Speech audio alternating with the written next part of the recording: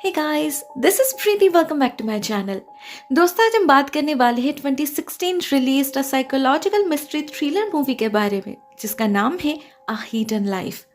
इस कहानी की शुरुआत होती है एक लिली नाम के लड़की को दिखाते हुए, जो सुबह सुबह जॉगिंग पे निकली थी। रोज की तरह अपने यूजुअल रास्ते का चक्कर काट रही थी वो। ऐसे में अचानक ही उसे थोड़ा अजीब फील होने लगता है। ऐसा लगता है जैसे कोई उसका पीछा कर रहा है। इनफैक्ट म्यूजिक बंद करके कुछ देर इधर उधर नजर भी डालती है लिली, और जैसे ही वो पीछे मुड़ती है उसका शक सच साबित हो जाता है। पेड़ के पीछे से एक अनजान आदमी झपट पड़ता है उस पर, उसे हर्ट करने की कोशिश करने लगता है। अब कोई भी ऐसे सडन अटैक के लिए प्रिपेयर तो नहीं रहता, लिली भी नहीं थी। उसकी तो हालत ही खराब हो जाती है। वो किसी तरह खुद को संभालती है और जोर जोर से चिल्लाने लगती है, इस उम्मीद में कि कोई आए और उसे बचा ले। मगर उसे ये भी पता था कि इसका चांस बहुत कम है, क्योंकि ये रास्ता बिल्कुल ही आउटस्कर्ट एरिया में पड़ता है। कौन आएगा यहाँ? बट फॉर्चुनेटली उस दिन कोई और भी था वहाँ, एक और बंदा जो शायद लिली की ही तरह जॉगिंग करने आया था। लिली की आवाज से वो सही समय सही जगह जा पहुंचता है और उस अटैकर को पकड़ के रखता है, जिससे लिली भाग सके। इससे लिली जान से तो बच जाती है, मगर उसे उस लड़के को थैंक्स कहने का मौका नहीं मिलता। लिली डायरेक्टली पुलिस स्टेशन जा पहुंचती है और एक रिपोर्ट लॉन्च करती है। उसकी माँ जेनिफर भी उसके साथ आई थी। ऑफिसर चार्ल्स, जो उनके फैमिली फ्रेंड भी थे, वो बहुत ही ध्यान से सारी डिटेल्स नोट डाउन कर लेते हैं और प्रॉमिस भी करते हैं कि जितना जल्दी हो सके वो उस आदमी को ढूंढ निकालेंगे। मगर यहाँ प्रॉब्लम ये थी कि लिली अपने अटैकर की कोई डिटेल्स दे नहीं पाती, क्योंकि उसका चेहरा तो कवर्ड था। वो कैसा दिखता है उसका कोई आइडिया नहीं था लिली को। बस उसने हमले के वक्त उसका हाथ काट लिया था, तो लिली के कपड़ों पर उस आदमी का थोड़ा सा खून लग गया था। इसके अलावा क्राइम स्पॉट से पुलिस को और कुछ नहीं मिलता जिससे उसे ट्रेस किया जा सके। ऐसे में उसे आइडेंटिफाई करने का बस एक ही उपाय था, वो लड़का, लिली का सेवियर। अगर वो आकर पुलिस को अपना स्टेटमेंट दे दे तो शायद कुछ मदद मिल जाए। फिलहाल पुलिस से जितना हो सकता था वो कर रहे थे। तो लिली भी अपने माँ के साथ घर लौट जाती है, मगर उसे पता नहीं चलता अभी भी कोई छुपकर उस पर नजर रख रहा है। मतलब खतरा अभी टला नहीं। उधर घर जाकर भी चैन नहीं मिलता लिली को। वो इतना घबराई हुई थी कि उसे बार बार वही सीन नजर आ रहा था। डर से तो बेचारी सो तक नहीं पाती। ऊपर से अगले दिन उससे मिलने आता है स्कॉट, उसका एक्स बॉयफ्रेंड। वो लिली का हाल जानने आया था और उस बहाने अपने रिश्ते को रिवाइव करने की कोशिश भी कर रहा था। लेकिन लिली को उसमें और कोई इंटरेस्ट नहीं था, जो वो ऑलरेडी उसे इन्फॉर्म कर चुकी थी। लेकिन स्कॉट को ना सुनना पसंद नहीं था। वो इतना अग्रेसिव हो जाता है कि लिली के घर में उसी पर हाथ उठाने जाता है। थैंकफुली लिली की माँ जेनिफर तब वहां प्रेजेंट थी, जिससे बात संभल जाती है और स्कॉट भी चुपचाप वहां से निकल जाता है। लेकिन वो लिली का पीछा करना बंद नहीं करता, लगातार कॉल करके उसे डिस्टर्ब करता रहता है। ऐसे में लिली को कोई ऐसा चाहिए था जिससे बात करके वो अपना मन हल्का कर सके, वो सारी बातें शेयर कर सके जो वो अपने माँ से नहीं कर सकी। और एक ऐसा ही पर्सन थी कैली, लिली की चाइल्डहुड बेस्ट फ्रेंड। कैली भी उसके लिए बहुत कंसर्न थी। ऊपर से लिली से सारी डिटेल्स जानकर तो वो और कंफ्यूज्ड हो जाती है। पता नहीं क्यों उसे ये स्टोरी कुछ हजम नहीं हो रही थी। क्या ये सब सिर्फ कोइंसिडेंस था? एक अनजान शख्स का उसकी जरूरत के वक्त वहां पहुंच जाना और अपनी जान दांव पे लगा के लिली की मदद करना कुछ ज्यादा ही कन्वीनियंट नहीं हो गया? उस अटैकर के पास चाकू या गन कुछ भी हो सकता था। कोई इतना बड़ा रिस्क क्यों लेगा? और अगर वो इतना ही अच्छा है तो वो पुलिस के पास क्यों नहीं गया? सवाल तो बहुत सारे थे, लेकिन लिली बस खुद को लकी मान के चल रही थी। एंड लक बाय चांस उसी दिन कैफे में उसे वो लड़का भी दिख जाता है। वो और देर नहीं करती, खुद से जाकर उससे बात करती है और उसका नंबर भी ले लेती है। पता चलता है उस लड़के का नाम मिक ग्रांट है। शहर में नए आया है वो और फिलहाल अपने बोट में रह रहा है। लिली उससे थैंक्स कहती है और उसे पुलिस के पास जाने के लिए भी रिक्वेस्ट करती है। लेकिन मिक कहता है एक अनजान शहर में उसे किसी इन्वेस्टिगेशन में नहीं फंसना, और वैसे भी उसने कुछ देखा भी तो नहीं, उसे देखकर ही वो आदमी भाग गया था। कैली को उसकी बातें थोड़ी ऑड तो लगती है, लेकिन वो गलत भी नहीं था। बिसाइड्स लिली भी उसे लाइक करने लगी थी, इसीलिए कैली और कुछ नहीं कहती। दोनों अपने अपने घर के रास्ते निकल पड़ते हैं, मगर दोनों में से कोई ये नोटिस नहीं करते कि कोई छुप कर उन पर नजर रख रहा है। उधर जब घर जाकर लिली अपनी माँ को मिक के बारे में बताती है, तब उनके मन में भी वही सवाल आता है, मिक अभी तक पुलिस के पास क्यों नहीं गया? जिससे लिली बहुत इरिटेटेड हो जाती है। आखिर वो किसी को फोर्स तो नहीं कर सकती ना, जो किसी को करना भी नहीं पड़ता, क्योंकि मिक खुद ही पुलिस स्टेशन जाकर चार्ल्स से बात करता है, वो भी उसी दिन। लेकिन जैसे कि उसने पहले ही बताया था, उससे पुलिस को एक्स्ट्रा कोई इन्फॉर्मेशन नहीं मिलता। कुछ स्टैंडर्ड प्रोसीडियर्स पूरा करके उसे छोड़ दिया जाता है। लेकिन हम एक चीज जरूर नोटिस करते हैं कि इस मिक को कुछ ज्यादा ही जल्दी है पुलिस स्टेशन से निकलने की। अंदर बहुत ही अनकंफर्टेबल फील कर रहा था वो। अब ये कोई यूजुअल नर्वसनेस था या फिर बात कुछ और थी, वो तो ओनली गॉड नोस। उधर कैली जब अपने घर जा रही थी तो अचानक ही कोई उसका रास्ता रोकता है। नहीं, ये वो अटैकर नहीं था, यह स्कॉट था। और वो इससे ये पूछने आया था कि कैफे के बाहर लिली जिस लड़के से बात कर रही थी, क्या वो उसका नया बॉयफ्रेंड है। इससे हमें पता चलता है तब वो स्कॉट था जो उन पर नजर रख रहा था। कैली से मिक के बारे में जानकर वो सबसे पहले एक प्राइवेट डिटेक्टिव को हायर करता है और मिक का बैकग्राउंड चेक करने के लिए कहता है। आखिर उसे भी तो पता चले यह मिक उससे कितना बेहतर है। दूसरी तरफ अगले दिन सुबह लिली फिर से जॉगिंग पर निकलती है काफी दिनों बाद। लेकिन 2 कदम चलते ही उसे पैनिक अटैक आ जाता है। वो भागकर घर लौट आती है और कैली को कॉल करके सब कुछ शेयर करती है। ऐसे में उसे अचानक फील होता है कि खिड़की के बाहर कोई है, लेकिन चेक करने पर उसे कोई नहीं दिखता। उधर कुछ देर बाद दरवाजे की घंटी बजती है और दरवाजा खोलने पर लिली को मिलता है एक बहुत बड़ा सरप्राइज, क्योंकि बाहर मिक खड़ा था। लिली ने बस एक बार जिक्र करी थी अपने एड्रेस की, जो उसे याद रहा। अपने साथ एक गिफ्ट भी लेकर आया था वो, एक MP3 प्लेयर, क्योंकि लिली ने उसे ये कहा था कि उस हमले में उसका प्लेयर टूट गया था। एक छोटी सी मुलाकात में हुए चंद बातों को कोई इतना इम्पोर्टेंस दे सकता है, ये देखकर बहुत अच्छा लगता है लिली को। कितना केयरिंग है ना ये बंदा, और सेंसिटिव भी। पहली मुलाकात में ही उसने लिली का दिल जीत लिया था और उससे बात करके जेनिफर भी पिघलने लगी थी। लेकिन एक माँ तो आखिर माँ होती है ना, हजारों सवाल पूछने लगती है वो, जिनके जवाब में हमें मिक का कुछ पर्सनल डिटेल्स मिलता है। जैसे मिक बेसिकली ईस्ट कोस्ट से है, वहीं पर अपने पेरेंट्स के साथ रहता था वो। लेकिन 1 साल पहले उसके दोनों पेरेंट्स की अचानक मौत हो गई, तो उसने भी घर छोड़कर अपना बोट लेकर निकल पड़ा। फिलहाल वो कोई काम नहीं करता, अपने पेरेंट्स के पैसों से ही चल रहा है उसका। बट इन फ्यूचर वो एक राइटर बनना चाहता है, तो अभी उसी की कोशिश चल रही है। अब ये राइटर वाली बात जेनिफर को बहुत पसंद आती है, क्योंकि वो खुद भी एक राइटर है, वो भी ट्रू क्राइम स्टोरीज की। अपने काम को लेकर काफी पैशनेट है वो और काफी सक्सेसफुल भी। इनफैक्ट उनके मदद से तो कुछ क्लोज्ड केसेस भी सॉल्व हो पाए थे। उनकी बेस्ट सेलिंग किताब double murder in the Crown Hill, वो तो असल में एक कोल्ड केस था। पुलिस खूनी को ढूंढ ही नहीं पाई थी, लेकिन जेनिफर ने अपने रिसर्च के दौरान कुछ ऐसे एविडेंसेस को ढूंढ निकाली जिससे फाइनली इस केस को एक एंड मिला। कल्प्रिट पकड़ा गया और लास्ट ईयर ही उसे सजा भी मिली। तो अब एक ऐसे इंसान के कांटेक्ट में आकर मिक तो खुश होगा ही ना। लिली से ज्यादा तो वो उसके माँ से बातें कर रहा था। On the other hand Jennifer भी काफी इम्प्रेस्ड हो चुकी थी। मिक का बर्ताव, उसका नेचर काफी पसंद आता है उन्हें। एटलीस्ट स्कॉट से तो कई गुना बेहतर है वो, इसलिए लिली को उसके करीब जाते देख कोई प्रॉब्लम नहीं होती उन्हें। मगर कोई और जरूर था जिससे शायद प्रॉब्लम हो रही थी। उनके अनजाने में कोई उन पर नजर रख रहा था। उधर सबसे अनजान लिली अगले दिन मिक के साथ डेट पर जाती है और वहीं पर दोनों फर्स्ट टाइम किस भी करते हैं, जो कोइंसिडेंटली देख लेता है स्कॉट।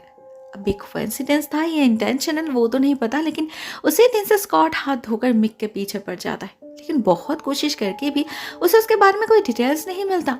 उसने जिस इन्वेस्टिगेटर को हायर किया था वो भी कोई मदद नहीं कर पाता। ऐसे ना वो कभी स्कूल गया, ना कोई जॉब किया, इवन उसके नाम का तो कोई पार्किंग टिकट भी नहीं है। Isn't it strange? It's almost like Mick exist ही नहीं करता। मगर क्यों? इतनी से क्रेजी किस बात की?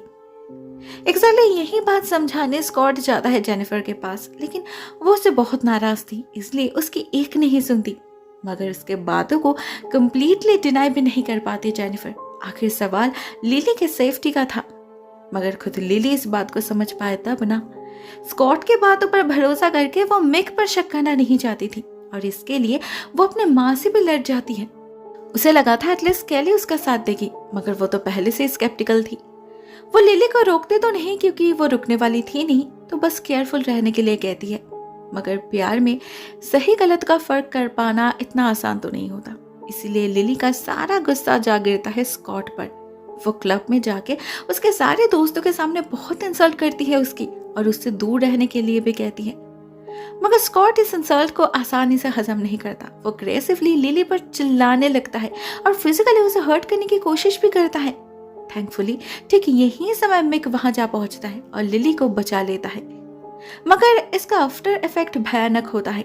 स्कॉट अपना गुस्सा उस पर निकालता है और दोनों में हाथापाई शुरू हो जाती है और जब लिली उन्हें रोकने जाती है तो स्कॉट गलती से उस पर भी हाथ उठा देता है।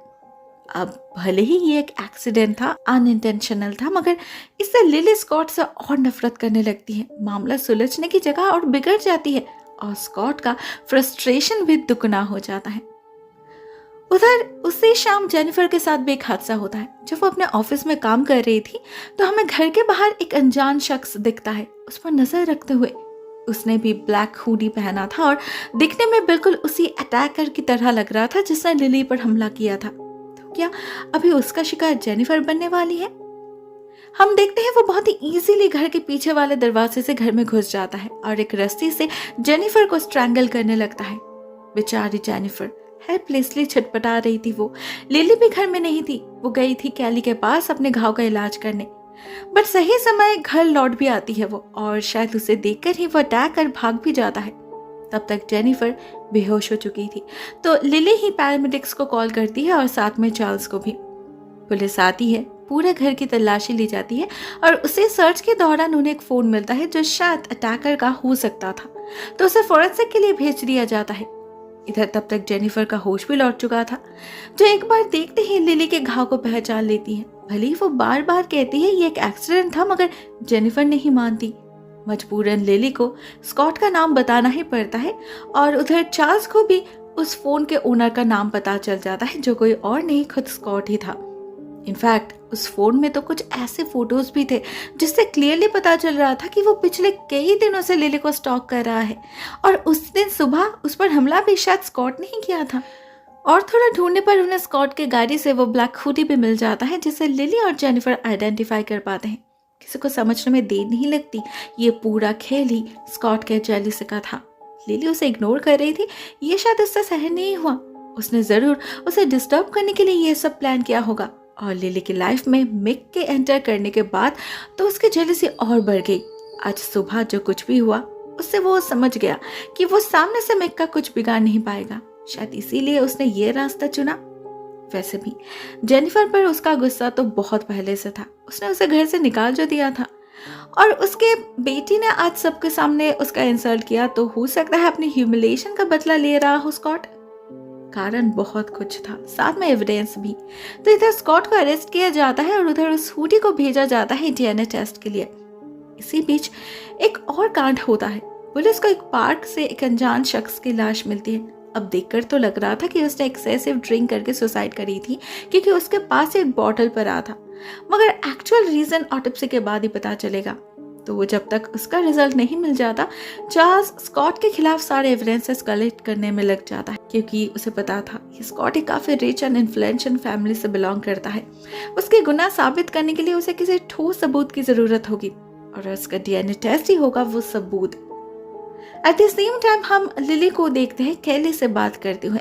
भले ही वो कंप्लीटली कन्विंस्ड थी कि स्कॉट ने ही उन पर हमला किया था, लेकिन कैली यकीन नहीं करती। पिछले कई सालों से जानते हैं वो एक दूसरे को। हाँ, वो थोड़ा बदतमीज जरूर है, लेकिन लिली को हर्ट करने जैसा काम वो कभी नहीं करेगा। एक्चुअली कैली का शक तो बार बार मिक की तरफ ही जा रहा था। बंदा कुछ ज्यादा ही सस्पिशियस नहीं है। आजकल के ज़माने में भी सेल्फीज क्लिक करना पसंद नहीं करता, कार्ड यूज़ नहीं करता, हमेशा कैश से पे करता है। Isn't it weird? लिली को तो ये सब नहीं दिख रहा था, मगर कैली चोरी छुपे अपना इन्वेस्टिगेशन स्टार्ट कर देती है। सबसे पहले मिक का बोर्ड का रजिस्ट्रेशन चेक करती है वो, बट सरप्राइजिंगली उस लिस्ट में उसे मिक का नाम कहीं नहीं मिलता। फाइनली एक ड्रास्टिक स्टेप लेती है वो। एक दिन चोरी छुपे वो मिक का पीछा करती है और मौका मिलते ही घुस जाती है उसके बोट में। उसे मिक की किसी पर्सनल डॉक्यूमेंट्स की तलाश थी, आईडी जैसा कुछ, लेकिन बहुत ढूंढने पर भी उसे ऐसा कुछ नहीं मिलता। फाइनली क्लोजेट के अंदर एक सीक्रेट लॉकर से उसके हाथ लगती है एक किताब, और ये कोई रैंडम बुक नहीं थी, ये जेनिफर का बेस्ट सेलिंग नॉवेल था, double murder in the Crown Hill. उसी के अंदर केली को मिक का आईडी भी मिल जाता है, जिस पर उसका नाम लिखा था माइकल ग्रेंजर। साथ में कुछ फोटोज भी थे जेनिफर और लिली के, और इनमें से कुछ फोटोज तो कई महीने पहले की थी जब मिक से उनकी मुलाकात भी नहीं हुई थी। फिर ये फोटोज उसके पास कैसे आए? इसका जवाब ढूंढने में कैली को ज्यादा वक्त नहीं लगता, क्योंकि जवाब बिल्कुल उसके सामने ही था। ये किताब, जो कि सिर्फ कोई रैंडम कहानी नहीं थी बल्कि हकीकत थी। यही वो केस है जिसमें खूनी को जेनिफर ने ढूंढ निकाला था, पुलिस ने नहीं। ऑलमोस्ट 13 साल बाद केस को रीओपन करके मौत की सजा दिलवाई थी उसने खूनी को, जो कोई और नहीं माइकल ग्रेंजर के फादर थे, the famous crown hill killer. और अगर इस आईडी के मुताबिक मिक का असली नाम माइकल ग्रेंजर हो, तो इसका मतलब मिक इस खूनी का बेटा है। तो इसीलिए वो लिली के पीछे पड़ा है, जिसके जरिए वो जेनिफर से बदला ले सके। उनके लाइफ में इतना सब कुछ सिर्फ उसी के कारण हो रहा है। केली को सब कुछ समझ आ चुका था, और उसी वक्त वो लिली को भी वार्न करना चाहती थी, मगर उसे वो मौका नहीं मिलता। मिक उसे देख लेता है और वहीं पर चोक करके उसे मार भी डालता है। मगर इस सब के बीच उसे पता नहीं चलता कब लिली ने कॉल किया और केली ने चुपके से उसे रिसीव कर ली। भले ही बाद में फोन के गिरने से कॉल कट चुका था, मगर तब तक लिली को समझ आ चुका था कि उसकी बेस्ट फ्रेंड खतरे में है। वो उसी वक्त भागकर केली के घर जा पहुंचती है और वहां से डायरेक्टली पुलिस स्टेशन। उधर in the meantime Charles को पता चलता है स्कॉट बेकसूर है, क्योंकि हमले के वक्त पूरा समय तो वो क्लब में था। सीसीटीवी फुटेज है उसके सबूत। दूसरी तरफ उसका डीएनए उस हुडी में मिले डीएनए से मैच बिल्कुल भी नहीं कर रहा था, और जिससे मैच कर रहा था उसका इस केस से कोई लेना देना ही नहीं था, या फिर था। पुलिस को पता चलता है ये हुडी असल में उस होमलेस वैगाबॉन्ड का है जिसकी लाश उन्हें कल सुबह मिली थी, और लिली के कपड़ों पर जो खून लगा था वो भी इसी का है। लेकिन वो कोई नॉर्मल सिटीजन नहीं है, बल्कि एक क्रिमिनल है। बस 2 साल पहले ही जेल से निकला है वो, तो उसका इस केस से रिलेटेड होना कोई आम बात तो नहीं हो सकता। तो क्या कोई उसके जरिए ये सब करवा रहा था? इसे पता करने का बस एक ही उपाय था। चार्ल्स उसके पास मिले सारे सामान को फिंगरप्रिंट टेस्ट के लिए भेजता है, स्पेशली उस शराब के बोतल को, क्योंकि वो काफी महंगा था इस आदमी की हैसियत से बाहर। तो जरूर उसे किसी ने खरीद कर दिया होगा। मे बी जिसने उसे ये काम दिया था उसने। ये एक वाइल्ड गैस था, मगर आखिर में यही काम आ जाता है। उस बोतल से मिले फिंगरप्रिंट्स मिक के फिंगरप्रिंट से परफेक्टली मैच कर रहा था। वही असली कल्प्रिट था, स्कॉट नहीं।